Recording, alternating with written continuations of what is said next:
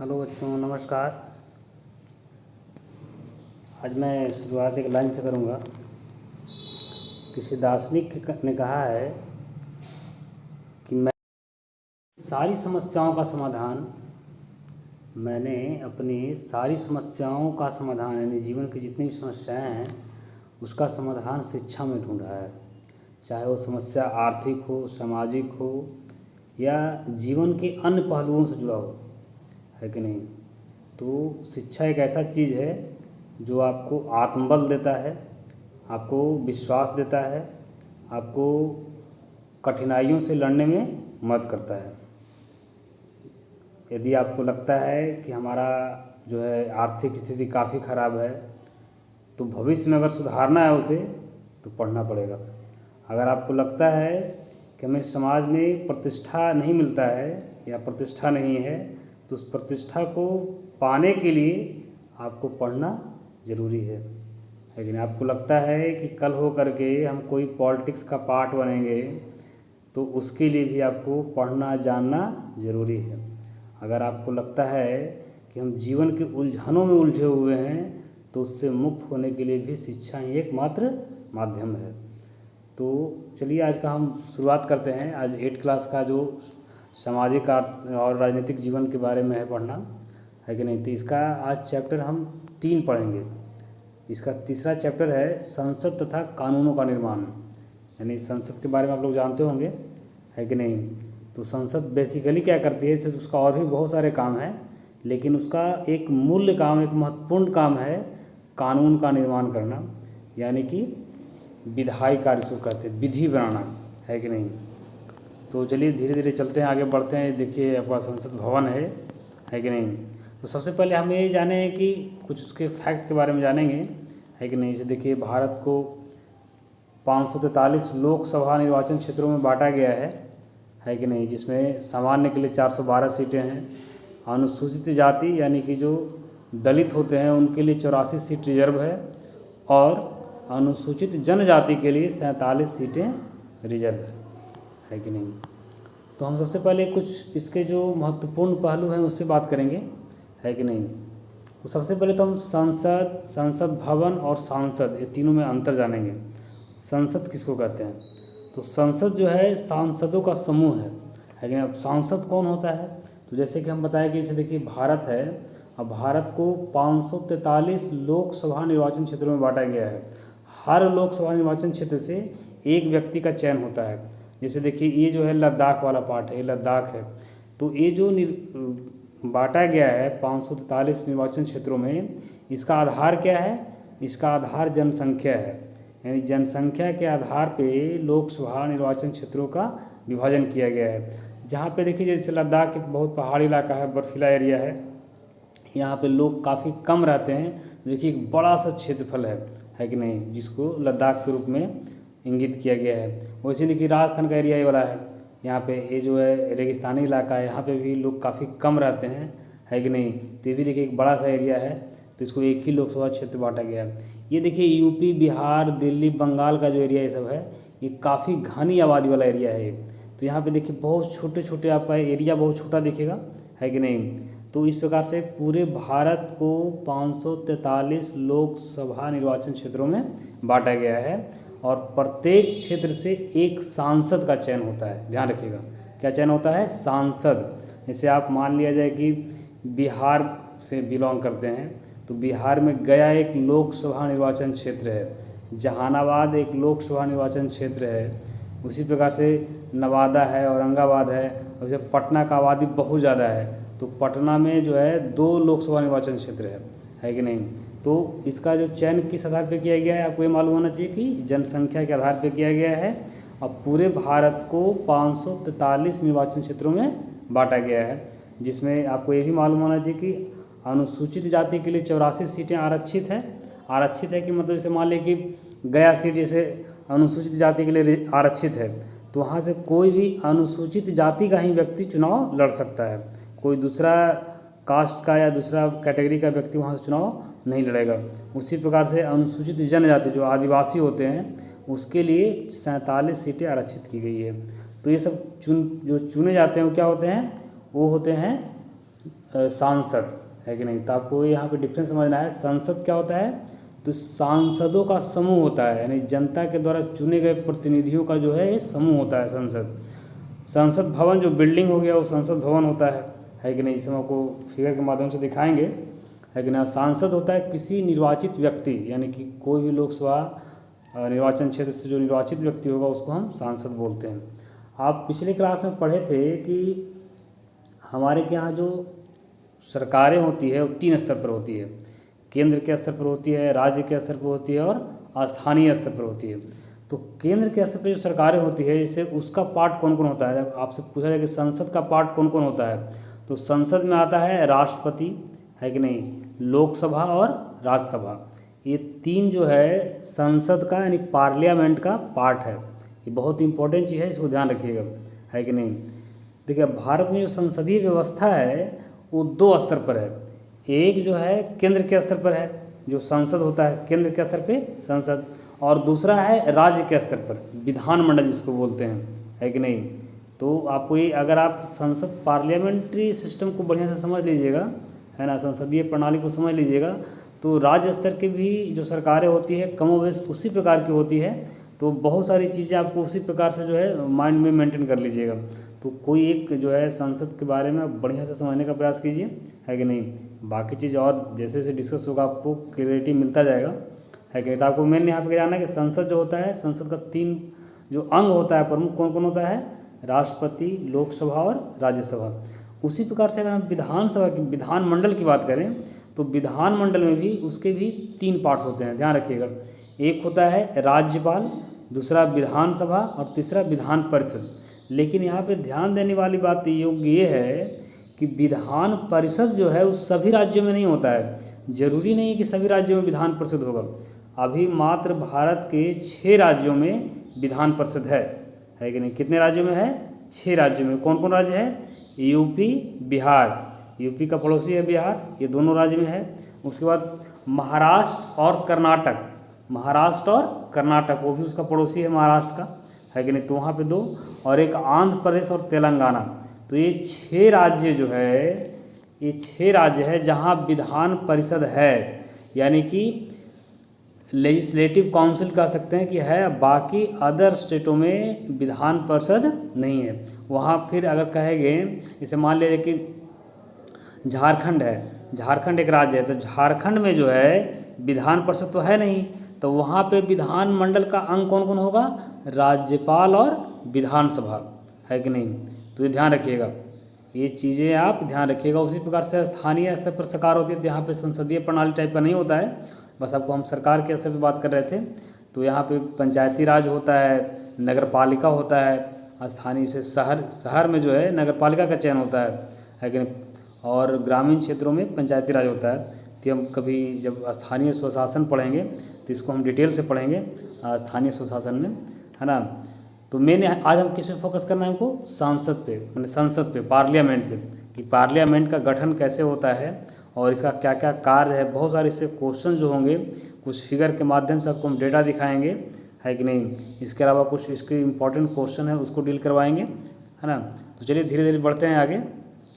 अब कुछ इसमें वर्ड है, दमनकारी कानून, जैसे कानून दमनकारी, वैसे कानून जो लोगों की गरीब, जो निर्मम ढंग से नियंत्रित करते हैं, है कि, और उन्हें सभा करने या अपनी बात रखने सहित मौलिक अधिकारों का इस्तेमाल करने से विरोध देते हैं। तो वैसे कानून को जो है दमनकारी कानून कहते हैं। जैसे मान लीजिए कि ऐसा एक कानून बना दिया जाए कि कोई आदमी अखबार नहीं निकाल सकता है, या अखबार में वैसा चीज़ नहीं छाप सकता है जो सरकार के खिलाफ हो, है कि नहीं। तो उसको हम कहेंगे जो है दमनकारी कानून है, कि लोगों को बोलने से रोका जा रहा है ना। तो ये चीज़ आपको समझनी है। उसी प्रकार से फिर एक घरेलू हिंसा, घरेलू हिंसा इस कुछ वर्ड है आपको जो समझने चाहिए। अब घरेलू हिंसा किसको कहते हैं, जब परिवार का कोई पुरुष सदस्य, खास तौर पर उसका जो पति होता है, तो घर की किसी औरत को, आमतौर पर पत्नी, है कि नहीं, के साथ मानसिक या शारीरिक चोट पहुंचाता है। जैसे मान लीजिए कोई व्यक्ति शाम में शराब पी के आता है और अपनी पत्नी को गाली गलौज करता है या मारपीट करता है, तो उसको हम कहेंगे घरेलू हिंसा, है ना, डोमेस्टिक वायलेंस, है ना। जैसे मारपीट, गाली गलौज, दुर्व्यवहार और भी चीज़ें हो सकती है, आर्थिक शोषण, यौन शोषण, ये सब भी जो है घरेलू हिंसा का एक पार्ट है। तो ये सब चीज़ों के खिलाफ आप कैसे लड़ेंगे, ये सब ज्ञान ही जो है, बुद्धि है, पढ़ाई है जो आपको मजबूत करता है कि इन चीज़ों से जो है आपको कैसे निपटना है कि नहीं, क्या क्या इसके लिए प्रोविज़न है। अगर आपके साथ कोई घरेलू हिंसा होता है तो आपके पास क्या क्या अधिकार है उससे बचने का। तो ये तमाम तरह की चीज़ें हैं, है कि नहीं। अब आगे हम बढ़ते हैं धीरे धीरे। तो आगे देखिए इसमें कुछ जो आपको किताब आप ज़रूर पढ़िएगा। ये हमेशा बोलते हैं कि किताब जब तक नहीं पढ़िएगा आपके माइंड में एक बढ़िया थॉट्स क्रिएट नहीं होगा, है कि नहीं।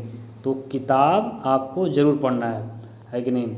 आपको जैसे इस जो संसदीय प्रणाली की एक तरह से प्रतिनिधित्व प्रणाली टाइप का जो शुरुआत हुई है भारत में, तो फर्स्ट टाइम जैसे 1885 में भारतीय राष्ट्रीय कांग्रेस का गठन होता है, ये चीज़ ध्यान रखिएगा। उसके बाद लगातार कांग्रेस जो है मांग करती है कि यहाँ जो है भारतीय लोगों को भी अधिकार दिया जाए, कानून बनाने में, कानून को पालन करवाने में तमाम तरह के अधिकार की मांग की जाती है। तो 1909 में जो है गवर्नमेंट ऑफ इंडिया एक्ट, इसको मार्ले मिंटो सुधार भी बोला जाता है, तो उसमें पहली बार निर्वाचित प्रतिनिधि की व्यवस्था को मंजूरी दी गई। बहुत लिमिट मात्रा में दी गई थी, है कि नहीं। सबको वोट देने का अधिकार नहीं था और नहीं सबको क्वेश्चन पूछने का अधिकार था। तो एक शुरुआत माना जाता है कि 1909 का जो गवर्नमेंट ऑफ इंडिया एक्ट था उसके तहत भारत में निर्वाचित प्रतिनिधित्व का जो है शुरुआत हुआ था। तो ये लाइन आप ध्यान रखिएगा। और जैसे और भी आपको ऐसे किताब पढ़िएगा तो फैक्ट मिल जाएगा। जैसे 2004 में जो है पहली बार ईवीएम से आम चुनाव हुआ था, यानी लोकसभा का चुनाव जो है फर्स्ट टाइम, है कि नहीं, ईवीएम के माध्यम से हुआ था। और ईवीएम के माध्यम से होने से का लिखा है कि 1.5 लाख पेड़ों की सुरक्षा हुई। जैसे अब वो कागज़ बनाने में पेड़ काटे जाते हैं ना, कागज़ जो बनता है वो लकड़ी से ही बनता है, तो उसमें पेड़ों की कटाई होती है कि नहीं। तो करीब 1.5 लाख पेड़ों को काटने से बचाया गया, है कि नहीं। कब, क्यों? क्योंकि ईवीएम से वोटिंग हुआ। तो जैसे पहले कागज़ पर वोट पड़ता था, एक पर्ची मिलता था, उस पर ठप्पा मारना रहता था, तो ठप्पा मारने वाला सिस्टम नहीं रहा, है कि नहीं। अब चलते हैं आगे। देखिए ये जो है भारत का नया संसद भवन है कि नहीं, जो 1-2 साल पहले ही इसका उद्घाटन हुआ है ना, 2022 में। इसके अलावा देखें हम अगर पुराना संसद भवन की बात करें तो ये देखिए ये है कि नहीं, पुराना संसद भवन है ना। इसके बाद देखिए संसद भवन में ही जो है एक राज्यसभा होता है, एक लोकसभा होता है कि नहीं। सभी आपको पता है कि संसद का पार्ट होता है राष्ट्रपति, लोकसभा, राज्यसभा। तो ये जो है राज्यसभा जो है, ये देखिए राज्यसभा का फोटो है। यहाँ पे 245 सदस्य होते हैं, है ना। इसका उपराष्ट्रपति जो है राज्यसभा का सभापति होते हैं, है कि नहीं। ध्यान रखिएगा ये बात। उपराष्ट्रपति जो होते हैं ये जो है आपका राज्यसभा है और ये लोकसभा है कि नहीं। तो लोकसभा में कितना सदस्य होते हैं? टोटल सदस्य होते हैं 545 होते थे, लेकिन अब नहीं होते हैं। अभी भी चुनाव 543 पर ही होता है अभी भी। अब पहले 2 सदस्य जो होते थे, 2 सदस्य वो मनोनीत किए जाते थे, एंग्लो इंडियन, जो 104वां संविधान संशोधन के द्वारा उसको समाप्त कर दिया गया है। तो अब कितना ध्यान रखना है, कोई 543 नहीं रखना है। लोकसभा में कितने सदस्य होते हैं? 543, 4543। तो ये ध्यान रखना है आपको। इसके अलावा और हम बात करें तो देखिए 2019 का चुनाव हुआ था, तो आपको एक डेटा ऐसे ही आपको किताब में दिया हुआ है, तो आपको देख लेना एक बार। उसमें देखिए भारतीय जनता पार्टी को 543 सीटों में 303 सीटें मिली थी। इंडियन नेशनल कांग्रेस को जो है 52 सीटें मिली थी, और भी छोटी छोटी पार्टियां हैं उसको मिली थी, है कि नहीं। इसके अलावा हम अभी 18वीं लोकसभा का चुनाव 2024 में हुआ है, तो इसमें अगर हम परिणाम की बात करेंगे तो इसमें देखिए बीजेपी को, यानी भारतीय जनता पार्टी को 240 सीटें मिली है। वोट परसेंट की बात करेंगे तो 36.56% वोट मिला है ना। इसी प्रकार से और भी पार्टियां हैं, Indian national Congress, Samajwadi party, all India Trinamool Congress, उसको 29 सीट मिला है। डीएमके का मतलब हो गया द्रविड़ मुनेत्र कड़गम, ये तमिलनाडु का पार्टी है। टीडीपी का मतलब हो गया तेलुगु देशम पार्टी, ये आंध्र प्रदेश का क्षेत्रीय पार्टी है। जदयू जो बिहार का पार्टी है नीतीश कुमार का, जनता दल यूनाइटेड, उसको 12 सीट मिला था। तो ये सब चीज़ें आपको थोड़ा सा एक डेटा देख लेना है सिर्फ, है कि नहीं। इसके अलावा आपको ये सब किताब पढ़िएगा तो थोड़ा सा ध्यान दीजिएगा। इसे केंद्रीय सचिवालय जो है वो उसका 2 इमारत है मेनली, तो उसको एक बुलाता है साउथ ब्लॉक, एक को नॉर्थ ब्लॉक। तो साउथ ब्लॉक में ही प्रधानमंत्री कार्यालय, आपसे पूछा जाए कि प्रधानमंत्री कार्यालय जो है किस बिल्डिंग में स्थित है, तो केंद्रीय सचिवालय के साउथ ब्लॉक में। उसी में रक्षा मंत्रालय, विदेश मंत्रालय का भी दफ्तर है, उसी प्रकार से नॉर्थ ब्लॉक है, उसमें वित्त मंत्रालय, गृह मंत्रालय, ये सब के ऑफिस है कि नहीं। तो ये सब छोटी छोटी चीज़ें हैं जो आप किताब में देख सकते हैं। इसके अलावा देखिए SDG की बात की जा रही है। SDG जो गोल 5 है कि नहीं, उसमें जो है जेंडर इक्वलिटी की बात की गई है। अब देखिए SDG क्या होता है, सतत विकास लक्ष्य है कि नहीं। SDG का मतलब पूरा नाम अगर हम बोलेंगे तो सस्टेनेबल डेवलपमेंट गोल्स है कि नहीं, यानी हिंदी में बोलते हैं उसको सतत विकास लक्ष्य। तो सतत विकास लक्ष्य जो है लैंगिक समानता को इसमें दिया गया है। देखिए सतत विकास लक्ष्य जो है टोटल 17 है, जो UN यानी कि संयुक्त राष्ट्र संघ का एक लक्ष्य है कि 2030 तक इसको प्राप्त कर लिया जाए, है कि नहीं। यानी कि अब जैसे सतत विकास लक्ष्य 5 है, तो ये जो है ये मतलब 2030 तक टारगेट है कि जो महिला है पुरुष है सब में इक्वलिटी आ जाए, बराबरी आ जाए, बराबरी की भावना क्रिएट हो जाए। एक प्रयास, अंतर्राष्ट्रीय प्रयास है कि नहीं। इसमें हर देश के लोग जो है इसमें शामिल हैं कि इसको भाई पूरा किया जाए, है कि नहीं। इसी प्रकार से और भी चीज़ें आप किताब में देख करके जो है कुछ कुछ चीज़ें सीख सकते हैं। इसके अलावा सीधा हम आते हैं क्वेश्चन पे। क्वेश्चन है कि संसदीय सरकार में आम लोगों की भागीदारी किस तरह से होती है। जैसा कि अभी हम बताया कि संसदीय सरकार में संसदीय सरकार जो होती है 2 स्तर पर होती है, एक जो है केंद्र के स्तर पर, एक राज्य के स्तर पर, है कि नहीं। तो हम मेनली पढ़ रहे हैं क्या, केंद्र के स्तर पर, है कि नहीं। उसी के जो है परिप्रेक्ष्य में हम बात करेंगे, है कि नहीं। तो संसदीय सरकार एक लोकतांत्रिक शासन व्यवस्था है जिसमें सरकार के मुखिया को संसद द्वारा चुना जाता है कि नहीं। समझे। अब सरकार का मुखिया मतलब कौन, प्रधानमंत्री को, है कि नहीं। तो किसके द्वारा चुना जाता है, वो जो है संसद यानी लोकसभा के द्वारा चुना जाता है, ना कि राज्यसभा के द्वारा चुना जाता है। ये जो है संसद के द्वारा चुना जाता है। अब देखिए यहाँ कहा कि लोगों की भागीदारी किस तरह से है, तो लोग कैसे भागीदारी करते हैं। तो इस प्रकार के शासन प्रणाली में लोग अपने प्रतिनिधियों के माध्यम से सरकार का हिस्सा होते हैं, है कि नहीं। जैसे अब हम डायरेक्ट संसद में जो आम आदमी हो तो नहीं बैठता है जाकर के, जो वहाँ दिल्ली में है, वो जो है अपना प्रतिनिधि को भेजता है, वोट के माध्यम से अपने प्रतिनिधि को चुनता है और वो उसकी आवाज़ बनता है, वो उसके हित की बात करता है कि नहीं। जो प्रतिनिधि होता है जो दिल्ली में बैठेगा वो जो है वो अपने क्षेत्र के लोगों की बात करेगा, उसकी आवाज़ बनेगा, है कि नहीं। तो इस प्रकार से जो है सत्ता में शामिल होता है, भागीदारी होता है इस प्रकार से लोगों का। और प्रतिनिधियों का जिम्मेवारी हो जाता है कि वे अपने क्षेत्र के लोगों की राय जाने, क्या उसको समस्या है, क्या चाहिए, है कि नहीं। लोगों की समस्याओं को सुने और उसे हल करने का प्रयास करें। किसका काम है, प्रतिनिधि का। जो आपका सांसद होगा तो आप अपने गार्जियन से, अभिभावक से पूछिएगा कि आप जिस लोकसभा निर्वाचन क्षेत्र में रहते हैं उसके सांसद कौन है कि नहीं। उनको कभी आप देखे हैं, नहीं देखे हैं, ये अपने आप से भी सवाल कीजिए, है कि नहीं। और इसका जो चयन होता है मतलब अब आप लोग मान लीजिए 8 क्लास में पढ़ रहे हैं तो आप थोड़े वोट दिए होंगे। आपके घर में जो भी 18 वर्ष से ऊपर के व्यक्ति होंगे या 18 वर्ष की आयु पूरे कर लिए होंगे तो वही व्यक्ति वोट देने का अधिकार रखते हैं, है कि नहीं। इसी को कहा जाता है सार्वभौमिक वयस्क मताधिकार। यानी कि सार्वभौमिक मतलब ये अधिकार सभी लोगों को है, चाहे वो अमीर हो, गरीब हो, महिला हो, पुरुष हो, हिंदू हो, मुस्लिम हो, ईसाई हो, सिख हो, है कि नहीं। किसी भी कास्ट का हो, कोई भी जाति का हो, यानी सार्वभौमिक सिर्फ भारत का नागरिक होना चाहिए। यानी भारत का जो भी नागरिक है और 18 साल से ऊपर की आयु प्राप्त कर लिया है, 18 साल की आयु प्राप्त कर लिया है तो उसको मतदान का अधिकार है। इसी को कहते हैं सार्वभौमिक वयस्क मताधिकार। आपसे पूछा जाए ऐसा क्वेश्चन कि सार्वभौमिक वयस्क मताधिकार का मतलब क्या समझते हैं बाबू, है कि नहीं। तो आपको ऐसे बताना है कि सार्वभौमिक वयस्क मताधिकार का तात्पर्य ये है कि भारत के वो सभी नागरिक जो 18 वर्ष की आयु पूरा कर लिया हो उनको वोट देने का अधिकार है। उनको किसी भी आधार पर उनसे भेदभाव नहीं किया जाता है, जाति, धर्म, लिंग, ये सब के आधार पर। अगला क्वेश्चन है कि प्रतिनिधियों को आम लोगों के साथ सीधा संपर्क रखना क्यों जरूरी है। यानी प्रतिनिधि जैसे आपके सांसद चुने गए आपके लोकसभा क्षेत्र से, तो कहा जाता है कि उसको आम लोगों से सीधा संपर्क रखना चाहिए, क्यों, है कि नहीं। तो आंसर है भारत की संसदीय सरकार में शक्ति का स्रोत कौन है, भारत की जनता है। अगर मान लीजिए जीत करके गया और जनता के हित में काम नहीं कर रहा है कि नहीं, तो उसको क्या कीजिएगा, अगला वर्ष उसको वोट नहीं दीजिएगा, उसको हटा दीजिएगा, है कि नहीं। और तो यहाँ पे जो है शक्ति का स्रोत कौन है, जनता है।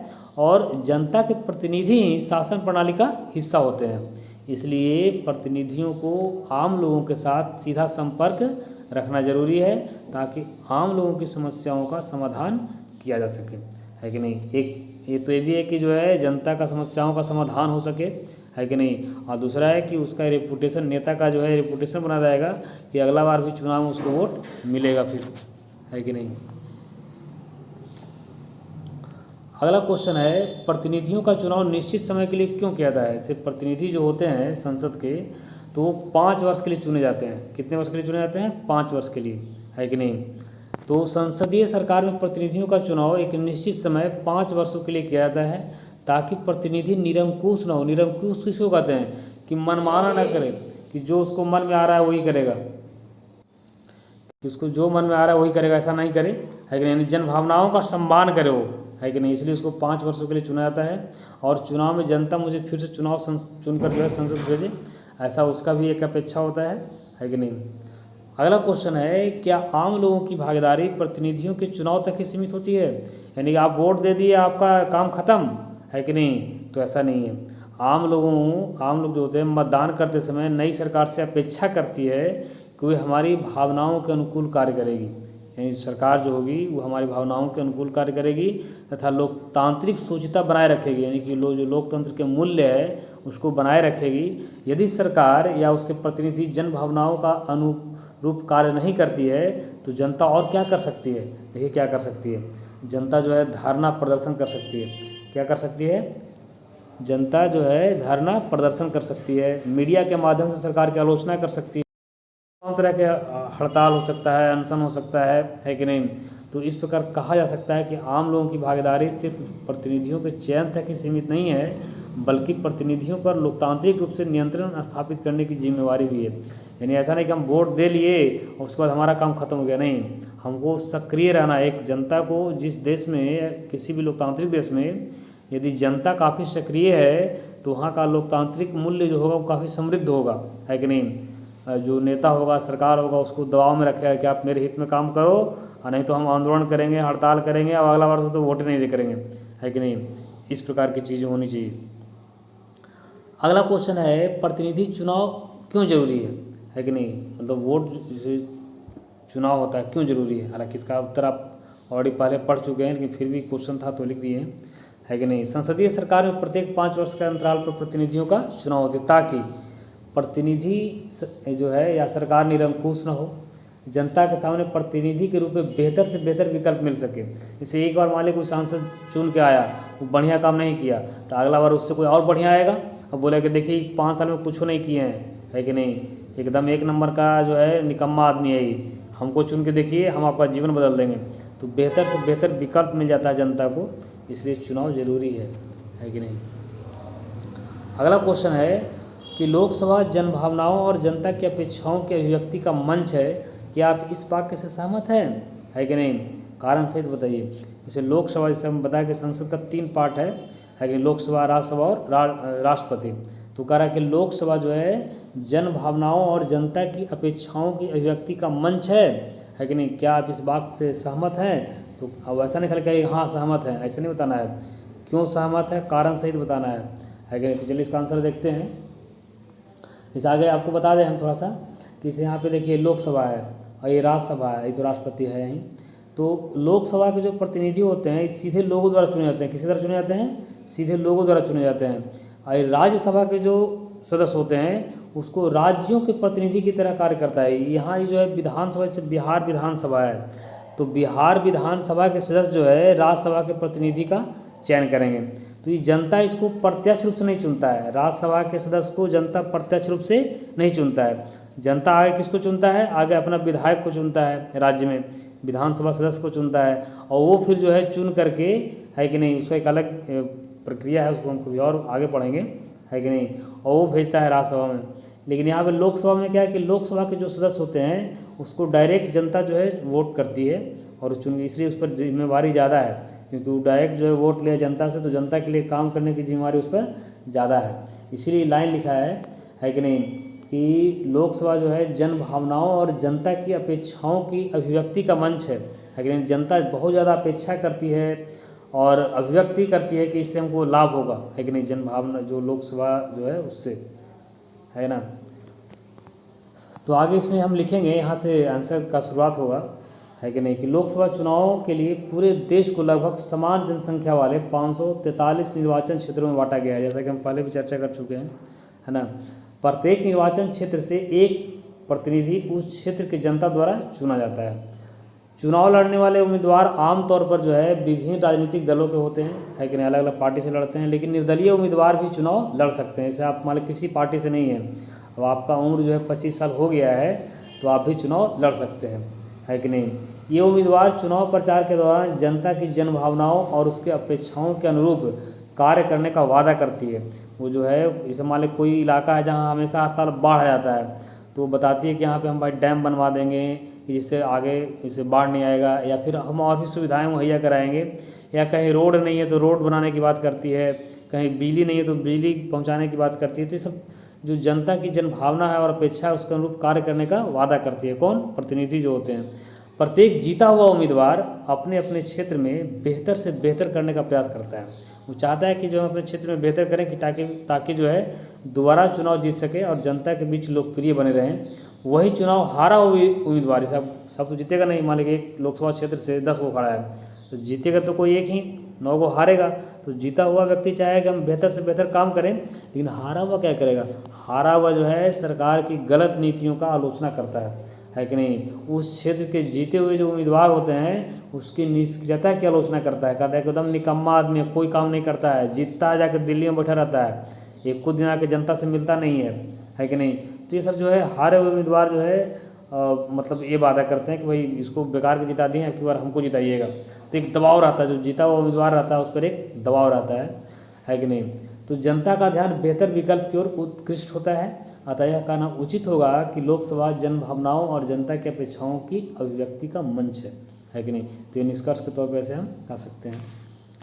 अगला क्वेश्चन है कि लोकतांत्रिक शासन में आम लोगों की भागीदारी किस तरह से होती है, एक उदाहरण देकर समझाइए। देखिए, जैसे लोकतांत्रिक शासन में एक ऐसी प्रणाली है, आपको बताना है कि लोकतांत्रिक शासन है क्या, है कि ना, उसकी भागीदारी कैसे होती है, इसे बताना है आपको। तो लोकतांत्रिक शासन एक ऐसी शासन प्रणाली है कि नहीं, जिसमें लोगों को अपनी बात कहने का अधिकार होता है कि लोग जो है अपनी बात कह सकता है मीडिया के माध्यम से, या और भी कई माध्यम है ना, डायरेक्ट मिल करके अपना प्रतिनिधि से कह सकता है।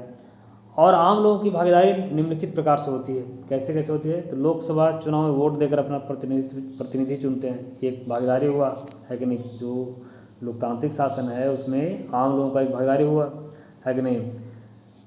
अगला है कि लोग जो है सरकार के कार्यों में भाग लेकर उसकी आलोचना करते हैं, है कि नहीं। मतलब जो उसके सरकार जो लोग होते हैं उस सरकार के कार्यों में भाग लेकर उसकी आलोचना भी करते हैं। लोग धरने, जुलूस, हड़ताल, हस्ताक्षर अभियान, मान ली कोई सरकार वैसा काम करती है तो लोग हस्ताक्षर अभियान करता है, लाखों आदमी से हस्ताक्षर करवा करके और उसको स्पीड पोस्ट के माध्यम से सरकार को भेजा जाता है कि नहीं। तो ये सब काम होते हैं। इसके अलावा उससे जो गलत नीतियाँ उसका विरोध करते हैं, लोग सरकार के खिलाफ आंदोलन भी कर सकते हैं। ये सब काम जो है सरकार करते हैं। मतलब कि ये सब कहने का मतलब है कि यहाँ पे क्वेश्चन था कि लोगों की भागीदारी किस प्रकार से होती है, एक उदाहरण देकर समझाएं, है कि नहीं। जैसे अब हम इसमें उदाहरण के तौर पर कह सकते हैं कि 2020 में किसान जो है, सरकार जो है कृषि से संबंधित कानून पारित किया था, है कि नहीं। जो इसमें किसानों को उस पर काफ़ी आपत्ति था कि ये जो कानून पारित बनाए गए हैं इसमें जो है उद्यमियों को ज़्यादा फायदा है, किसानों के हित में नहीं है। इसलिए अंततः सरकार को जो है वो कानून रद्द करना पड़ा। तो ये कह सकते हैं कि लोकतांत्रिक शासन प्रणाली में इस जनता का पावर है कि सरकार से बिल जो है रद्द करवा दिया, है कि नहीं। अब है कि सरकार का गठन कैसे होता है, इसको समझिए, है कि नहीं। सरकार जो है आपको पता है कि लोकसभा है, लोकसभा में 543 वो जो है सीट है कि नहीं। तो उसमें सरकार ऐसे मोदी जी प्रधानमंत्री बने, कैसे बने? अगर आपको भी प्रधानमंत्री बनना है तो कैसे बनिएगा आप, है कि नहीं, ये सोचिए। तो सबसे पहले क्या होता है कि केंद्र सरकार के संदर्भ में हम बात कर रहे हैं, है कि नहीं। ऐसे इसी प्रकार राज्य सरकारें भी, उसका भी गठन होता है ना। तो यहाँ सरकार के गठन का तात्पर्य मूलतः भारत के प्रधानमंत्री की नियुक्ति से है। इसकी प्रक्रिया निम्नलिखित है कि नहीं। क्या होता है पहले, जैसे चुनाव आयोग देश भर के 543 निर्वाचन क्षेत्रों में आम चुनाव संपन्न कराती है कि नहीं। जैसा कि अभी हिस्सा भी हुआ था 2024 में, है कि नहीं। लोकसभा चुनाव को ही आम चुनाव कहा जाता है। तो ये चुनाव संपन्न करवाती है, कौन करवाती है? चुनाव आयोग करवाती है। चुनाव के बाद संसद सदस्यों की सूची, यानी कि और चुनाव हुआ उस पर मतगणना होता है कि नहीं। हम वो होता है मतगणना के बाद सूची बनाया जाता है, कौन आदमी कौन कौन जीता, किस पार्टी का कितना व्यक्ति जीता, वो एक सूची तैयार करके चुनाव आयोग तैयार करती है। जिस राजनीतिक दल या गठबंधन को बहुमत प्राप्त होती है कि नहीं, उसके नेता को ही राष्ट्रपति सरकार बनाने के लिए आमंत्रित करते हैं। कौन आमंत्रित करते हैं? राष्ट्रपति। अब बहुमत किसको कहा जाएगा? तो बहुमत जो है कम से कम कुल सीटों के आधे से एक ज़्यादा होना चाहिए। जैसे 543 को टोटल सीट है, तो जिस उम्मीदवार को 272 सीट आ जाएगा, यानी जिस गठबंधन को या किसी राजनीतिक पार्टी को अगर 272 सीट आ जाता है तो उसको हम कहेंगे कि उसको गठबंधन जो है बहुमत मिल गया है कि नहीं, यानी बहुमत में है वो। तो उसी को जो है राष्ट्रपति क्या करेगा? आमंत्रित करेगा। और भी इनका क्या क्या मतलब स्वविवेकाधिकार है, अगर हम राष्ट्रपति के बारे में पढ़ेंगे तो डिटेल से बात करेंगे इस पर, लेकिन अभी हम सीधा कर रहे हैं कि सरकार कैसे बनती है इस पर बात कर रहे हैं। फिर क्या होगा? फिर राष्ट्रपति जो है प्रधानमंत्री की नियुक्ति करते हैं और शपथ दिलाते हैं, है कि नहीं। अन्य मंत्रियों की नियुक्ति राष्ट्रपति द्वारा प्रधानमंत्री की सलाह पर की जाती है। ध्यान रखना ये बात, जो यानी राष्ट्रपति नियुक्ति तो करवाते हैं प्रधानमंत्री को भी और मंत्रियों को भी, लेकिन मंत्रियों की नियुक्ति किसकी सलाह पर करवाएंगे? प्रधानमंत्री की सलाह पर, है कि नहीं। प्रधानमंत्री जो है अन्य मंत्रियों के लिए संसद की सदस्यता अनिवार्य है। मैंने जो प्रधानमंत्री है या अन्य मंत्री जो भी बनेगा तो उसके लिए संसद की सदस्यता अनिवार्य है। अगर कोई व्यक्ति को बिना मतलब जो है सदस्य बने हुए अगर मंत्री बना दिया जाता है या प्रधानमंत्री किसी को बना दिया जाता है तो उसको है कि 6 महीने के अंतर, जो मैंने 6 महीने के भीतर हम कह सकते हैं, उसको किसी भी संसद के किसी भी मतलब जो संसद होगा ना, लोकसभा राज्यसभा, तो किसी भी सदन का उसको सदस्यता लेना पड़ता है कि नहीं, निर्वाचित होना पड़ेगा, नहीं तो उसको 6 महीने के बाद स्वतः जो है उसका पद समाप्त हो जाएगा, है कि नहीं।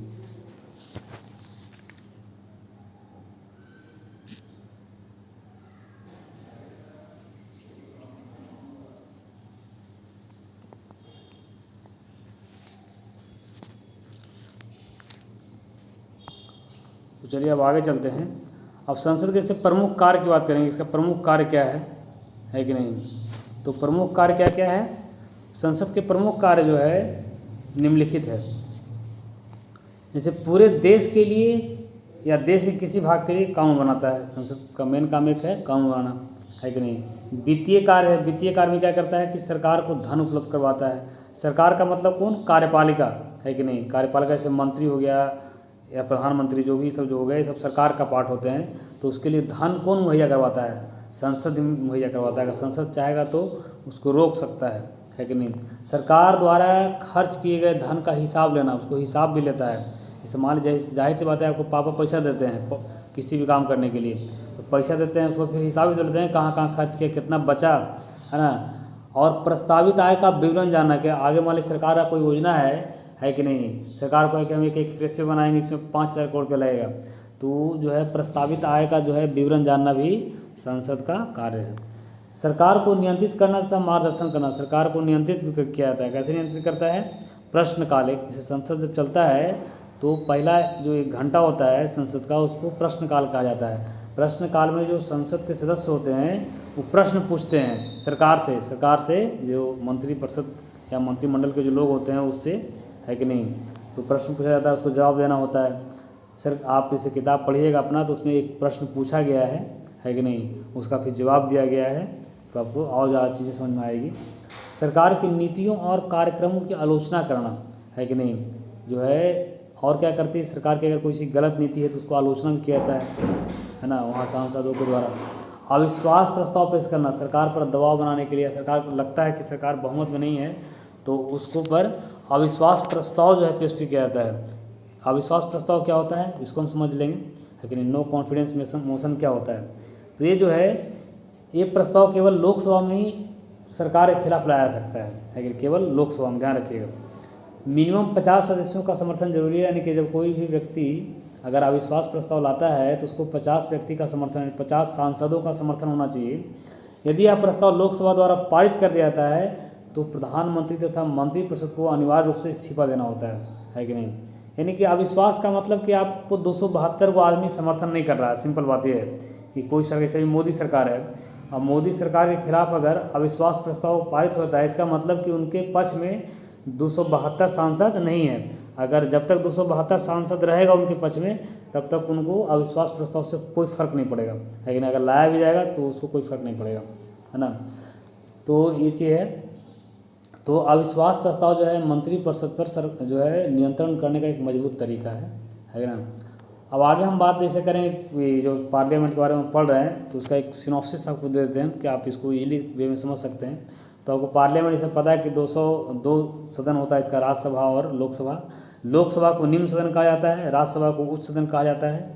अगर इंग्लिश में हम बात करेंगे तो राज्यसभा को द काउंसिल ऑफ स्टेट कहा जाता है और लोकसभा को द हाउस ऑफ पीपल कहा जाता है, यानी कि, है ना।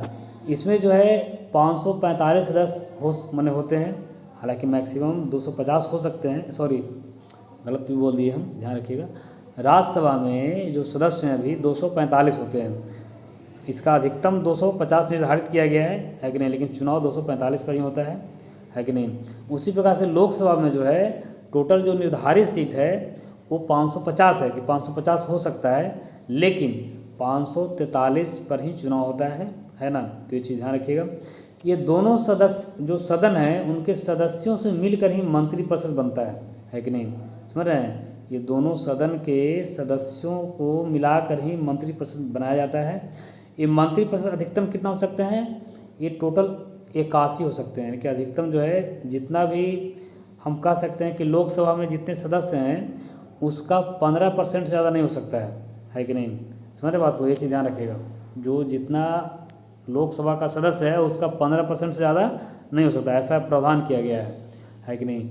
और मंत्रिपरिषद जो होते हैं उन्हीं में से कुछ होते हैं जो कैबिनेट मंत्री होते हैं, है कि नहीं। इसको मंत्रिमंडल कहा जाता है। ये जो है सरकार का डिसीजन मेकिंग बॉडी होता है, जैसे प्रधानमंत्री, शिक्षा मंत्री, रक्षा मंत्री, गृह मंत्री, ये सब जो मंत्रालय होता है इसको हम कैबिनेट मंत्री कहते हैं, जो महत्वपूर्ण मंत्रालय होता है कि नहीं। और सरकार कोई भी फैसला करती है तो ये मंत्रिमंडल जो है मिल के करता है कि नहीं। मंत्रिमंडल मिल के करता है तो इसमें कोई भी जो व्यक्ति होता है वो सरकार के खिलाफ नहीं होता है। अगर सरकार के खिलाफ होने का मतलब है या तो उसको त्यागपत्र देना पड़ेगा या तो फिर सरकार को त्यागपत्र देना पड़ेगा। तो यहाँ पे विवाद की स्थिति काफ़ी न के बराबर होती है। यहाँ बात करें जैसे, तो आप जान चुके हैं कि भारत में जो 543 सीटें हैं लोकसभा का, वो पूरे देश भर में चुनाव होता है उसके लिए, है ना, अलग अलग निर्वाचन क्षेत्रों से। लेकिन यहाँ के लोग कैसे आते हैं 545, तो 545 में 233 जो है ये निर्वाचित होते हैं राज्यों से, है कि नहीं। और 12 व्यक्ति जो है मनोनीत होते हैं राष्ट्रपति द्वारा, जो साहित्य, कला, इस सब के क्षेत्र में बढ़िया प्रदर्शन करते हैं, तो वैसे लोगों को सरकार मनोनीत करती है कि नहीं, राष्ट्रपति द्वारा जो है मनोनीत किया जाता है कि नहीं। तो ये चीज़ें भी आप ध्यान रखिएगा। आगे जो है हम इसके बारे में और बात करें तो लोकसभा का जो अर्हता है, यानी कि लोकसभा का सदस्य आपको बनना है तो क्या क्या होना चाहिए। तो इसके लिए जो क्राइटेरिया है वो भारत का नागरिक होना चाहिए, आयु कम से कम 25 वर्ष होना चाहिए, कोई लाभ के पद पर नहीं होना चाहिए, यानी कोई आदमी सरकारी नौकरी कर रहा है समझो, तो लोकसभा का सदस्य सब नहीं बन सकता, उसको इस्तीफा देना पड़ेगा आगे, है कि नहीं। तो ये सब समस्याएँ भी हैं नौकरी करने वाले लोगों के साथ। किसी अपराध के लिए 2 वर्ष या अधिक का सज़ा नहीं हुआ हो, यानी लोकसभा का चुनाव आप तभी लड़िएगा जब आपको कोई अदालत में किसी भी केस में, है कि नहीं, आपको 2 वर्ष या उससे अधिक का सज़ा नहीं हुआ हो। इसका कार्यकाल कितना है, 5 वर्ष है। राज्यसभा की बात करेंगे तो इसकी अर्हता क्या है, इसमें भी भारत का नागरिक होना चाहिए, न्यूनतम आयु 30 वर्ष होना चाहिए, लाभ के पद पर नहीं होना चाहिए, एकदम सेम। इसमें भी जो है अगर अपराध के लिए 2 वर्ष से अगर अधिक सज़ा हुआ है तो वो भी शामिल नहीं होगा, ये भी राज्यसभा का सदस्य नहीं बन सकता है। इसका कार्यकाल 6 वर्ष होता है, ध्यान रखिएगा। इसमें देखिए 25 वर्ष यहाँ पे न्यूनतम आयु होना चाहिए लोकसभा का, और यहाँ पे 30 वर्ष राज्यसभा का बनने के लिए। इसका कार्यकाल 5 वर्ष और राज्यसभा का कार्यकाल 6 वर्ष, है कि नहीं। इसके अलावा अगर हम बात करें तो जो राज्यसभा है वो एक अस्थायी सदन है, क्योंकि यहाँ का पर जो है प्रत्येक 2 वर्ष के बाद 1/3 सदस्य अपना जो है कार्यकाल क्या करते हैं, उनका समाप्त हो जाता है और नए सदस्य आ जाते हैं, है कि नहीं। तो ये चीज़ें हैं, है ना। तो ये राज्यसभा और लोकसभा में कुछ डिफरेंस था, उसको आपको समझना था, है कि नहीं। अगर हम इसकी चुनाव प्रणाली की बात कर लें, है कि नहीं, जो लोकसभा की है, तो लोकसभा के जो सदस्य होते हैं, है कि नहीं, यहाँ पे जनसंख्या का जैसा कि बताया हम आपको कि 543 से जो है निर्वाचन क्षेत्रों में बांटा गया है, तो वहाँ पे जनसंख्या के आधार पर बांटा गया है कि नहीं। यहाँ पे क्या है कि सदस्यों का निर्धारण राज्य विशेष की जनसंख्या के आधार पर किया जाता है। यानी इसे मान लो उत्तर प्रदेश है, तो उत्तर प्रदेश की जनसंख्या सबसे ज़्यादा है, तो वहाँ से राज्यसभा के सदस्य सबसे ज़्यादा जाएंगे, है कि नहीं। और इसे यहाँ पे जो है राज्यों की जनसंख्या के आधार पर किया गया है कि नहीं। इसे उसी प्रकार से हम बात करेंगे जैसे सिक्किम की, तो सिक्किम की जनसंख्या कम है, तो वहाँ से जो है राज्यसभा के जो सदस्य होंगे वो कम होंगे, यानी एक वहाँ से है ना। ये सब चीज़ समझना है। चुनाव प्रणाली क्या है, अगर हम राज्यसभा के चुनाव प्रणाली की बात करें तो इस सदस्यों का निर्वाचन जो है कहाँ से होता है, राज्यों के विधानसभा द्वारा होता है, राज्यों के विधानसभा द्वारा, है कि नहीं, जहाँ से जो विधायक वगैरह बैठते हैं। तो यहाँ पे जो है आनुपातिक प्रतिनिधित्व के एकल संक्रमणीय मत द्वारा होता है। ये थोड़ा सा ध्यान रखिएगा बात, ये अनुपातिक प्रतिनिधित्व प्रणाली क्या है, इसको हम अलग से एक वीडियो में बात करेंगे, है कि नहीं। यहाँ पे चुनाव प्रणाली क्या है जो लोकसभा का है, इसमें प्रादेशिक प्रतिनिधित्व प्रणाली इसको कहा जाता है कि नहीं। यहाँ पे जो है प्रादेशिक प्रतिनिधित्व के आधार पर जो है चुनाव प्रणाली आयोजन किया जाता है। एकल सदस्यीय निर्वाचन क्षेत्र होता है कि एक निर्वाचन क्षेत्र से एक व्यक्ति को चुना जाएगा, ऐसा प्रावधान किया गया है। प्रत्यक्ष निर्वाचन होता है, यहाँ पे जनता डायरेक्ट चुनती है कि नहीं। राज्यसभा में जो है प्रत्यक्ष निर्वाचन होता है। इसमें है कि first past the post system है, यानी सबसे पहले खंबा चुने की पद्धति, बहुत इंपॉर्टेंट चीज़, ध्यान रखिएगा।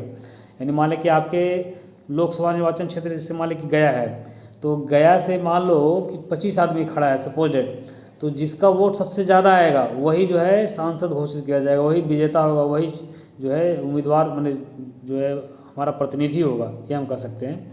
यानी first past the post system, यानी जो सबसे ज़्यादा जो है वोट लाएगा वही जीतेगा। तो उम्मीद है कि आप इन सब चीज़ों को समझ गए होंगे, और अगर आपको कुछ समझ में चीज़ें नहीं आई है, कुछ क्लियरेंस नहीं है, तो आप बिल्कुल कमेंट कीजिए हमें, है कि नहीं। हम आपको अगले वीडियो में क्लियर कर देंगे, है ना। तो धन्यवाद। उम्मीद करते हैं कि आपको एक राइटिंग स्किल, मेरा जो मेन पर्पस है कि ना, आपको चीज़ों को बताने के साथ साथ एक राइटिंग स्किल डेवलप करवाना, आपके अंदर लिखने की जो है प्रक्रिया है वो बेहतर हो, है ना। तो चलिए धन्यवाद, आज के लिए इतना ही।